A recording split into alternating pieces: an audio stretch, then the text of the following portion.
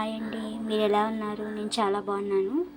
ఈరోజైతే పచ్చిమిరకాయలు వేపుడు సింపుల్గా చూపిస్తాను. ఇంట్లో ఉన్న వాటితోనే మనం ఈజీగా చేసేసుకోవచ్చు.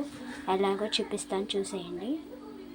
ఇదిగోండి కావాల్సిన పదార్థాలు: కరివేపాకు 2 రెమ్మలు, కొంచెం తాలింపు దినుసులు, 3 రెబ్బలు చిన్నులపాయలు, 2 రెబ్బలు ఎండుమిరపకాయలు, తర్వాత శనగపిండి, పచ్చిమిరపకాయలు. ఇవి చీలికలు తీసుకుని విత్తనాలు తీసేయాలి. చిన్నపిల్లలకి కూడా తినొచ్చండి. ఈ కూర చాలా బాగుంటుంది. ఎప్పుడు తయారు చేసే విధానం చూపిస్తాం.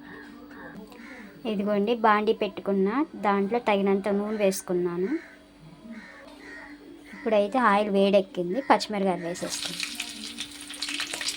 అవి కొంచెం వేగినాక అప్పుడు మిగతా ప్రాసెస్ చూపిస్తానండి. ఇదిగోండి పచ్చిమిరకాయలు వేగిపోయినాయి. ఇప్పుడు తీసేసుకోవడమే. తాలింపు దినుసులు వేసేసుకుందాం.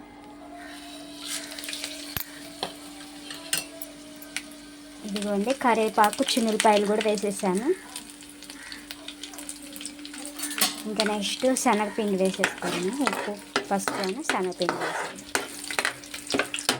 చాలా టేస్ట్ బాగుంటుందండి. దీని టేస్ట్ ఒకసారి ట్రై చేసి చూడండి, బాగుంటుంది. ఇది పప్పు సాంబారు నంచుకుని తినడానికి ఇంకా బాగుంటుంది. ఇదిగోండి ఉప్పు పసుపు వేసాను. ఇప్పుడు శనగపిండి వేస్తున్నాను.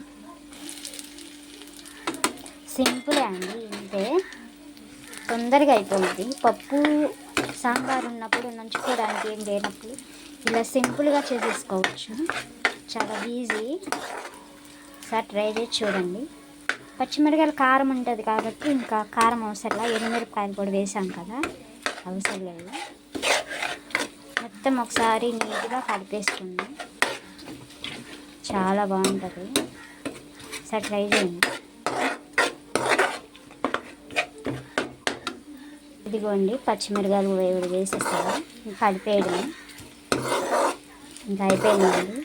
Simple, very simple. అసలు వీడియో చూసిన తర్వాత లైక్ చేయండి ఫ్రెండ్స్. బాయ్ అండి.